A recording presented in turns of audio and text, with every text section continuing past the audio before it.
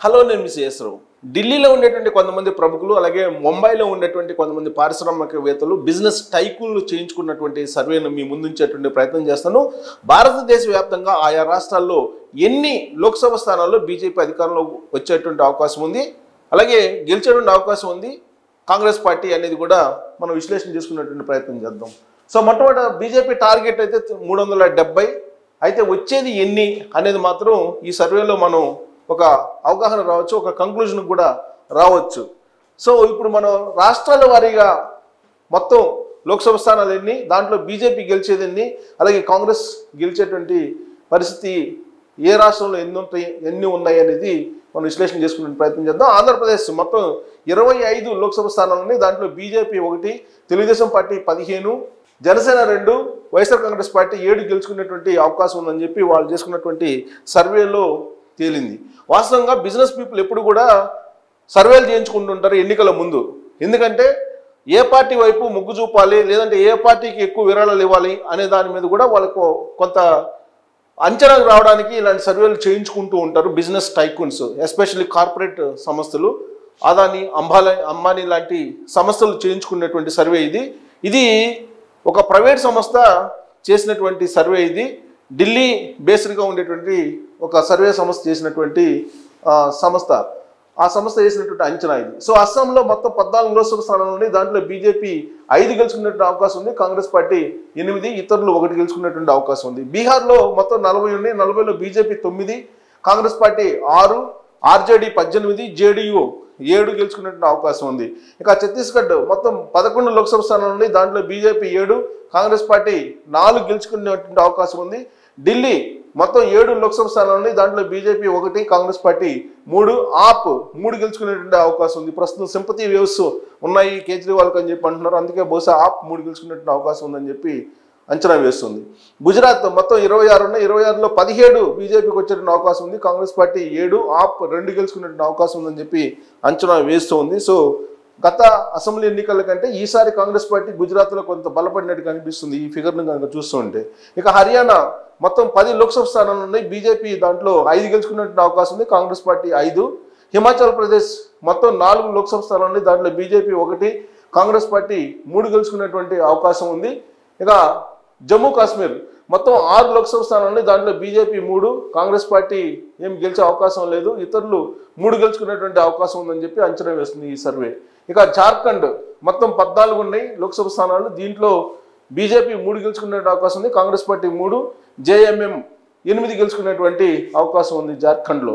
ఇక కర్ణాటక, సో ఇక్కడ జార్ఖండ్లో కూడా అక్కడ హేమంత్ సోరెన్ అరెస్ట్ అయ్యారు. అరెస్ట్ అయిన తర్వాత వచ్చినట్టు సింపతి లాగా కనిపిస్తుంది. 8 లోక్సభ స్థానాలు గెలుచుకునే అవకాశం ఉంది అక్కడ. ఇక కర్ణాటక వచ్చేసి 28 లోక్సభ స్థానాలు ఉన్నాయి. దాంట్లో బీజేపీ 7, కాంగ్రెస్ పార్టీ 20 గెలుచుకునేటువంటి అవకాశం ఉంది, జేడీఎస్ 1 గెలుచుకునేటువంటి అవకాశం ఉందని చెప్పి అంచనా వేస్తున్నారు. కేరళ వచ్చేసి 20 లోక్సభ స్థానాలు. దాంట్లో కేరళలో మొత్తం కాంగ్రెస్ పార్టీ అంటే ఇండియా కూటమి 15 గెలుచుకునేటువంటి అవకాశం ఉంది, సిపిఎం 5 గెలుచుకునేటువంటి అవకాశం ఉంది. సో మధ్యప్రదేశ్ మొత్తం 29 ఉన్నాయి మధ్యప్రదేశ్లో లోక్సభ స్థానాలు. బీజేపీ 15, కాంగ్రెస్ పార్టీ 14 గెలుచుకునేటువంటి అవకాశం ఉంది. మహారాష్ట్రలో మొత్తం 48 లోక్సభ స్థానాలు ఉన్నాయి. దాంట్లో బీజేపీ 12, కాంగ్రెస్ పార్టీ 18, శివసేన ఉద్ధవ్ థాక్రేది 10, ఎన్సీపీ శరద్ పవార్ 8 గెలుచుకునేటువంటి అవకాశం ఉందని చెప్పి అంచనా వేస్తుంది.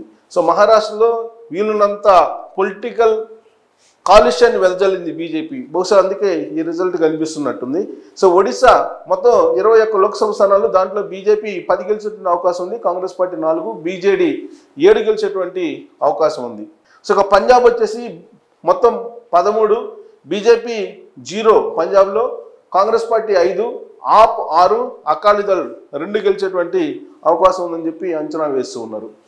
ఇక రాజస్థాన్ వచ్చి మొత్తం 25 లోక్సభ స్థానాలు. బీజేపీ 16, కాంగ్రెస్ పార్టీ 9 గెలిచేటువంటి అవకాశం ఉంది.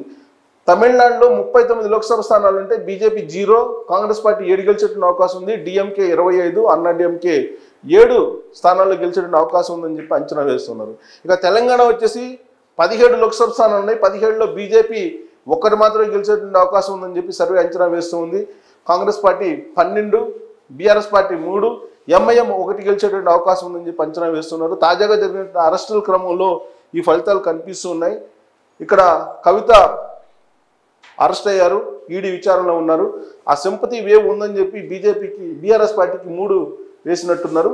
బీజేపీకి 1 మాత్రమే పరిమితం అయ్యే అవకాశం ఉంది తెలంగాణలో అని చెప్పి అంచనా వేస్తుంది ఆ సర్వే సంస్థ.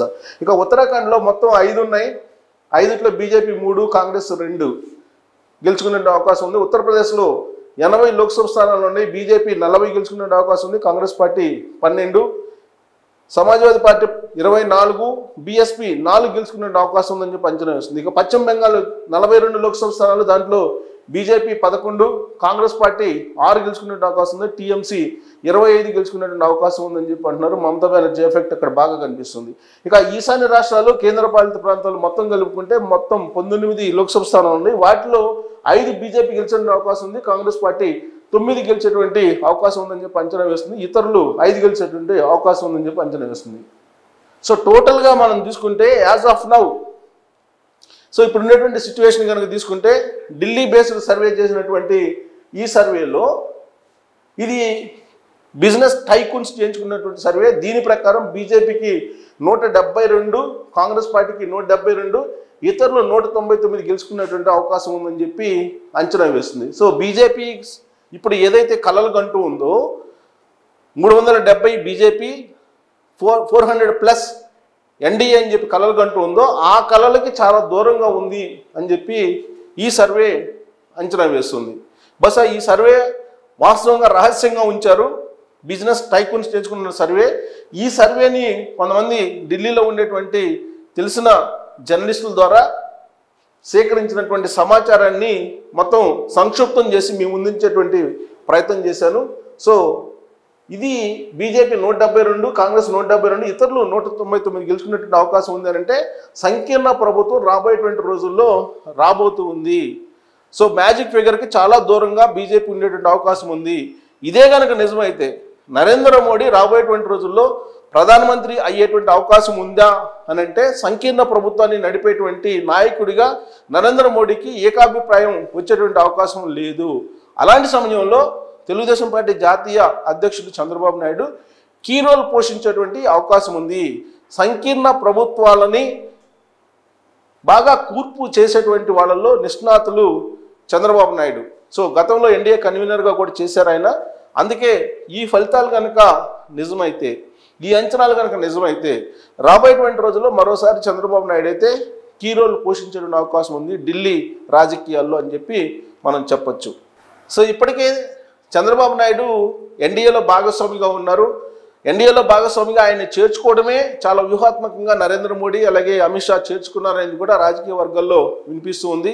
ప్రస్తుతం దేశంలో నెలకొన్నటువంటి పరిస్థితులు కనుక చూస్తే ప్రధానంగా హిమాచల్ ప్రదేశ్, ఉత్తరప్రదేశ్, పంజాబ్ సరిహద్దుల్లో రైతు ఉద్యమం నడుస్తూ ఉంది. ఇంకొక వైపు ఢిల్లీ సీఎం కేజ్రీవాల్ని అరెస్ట్ చేశారు.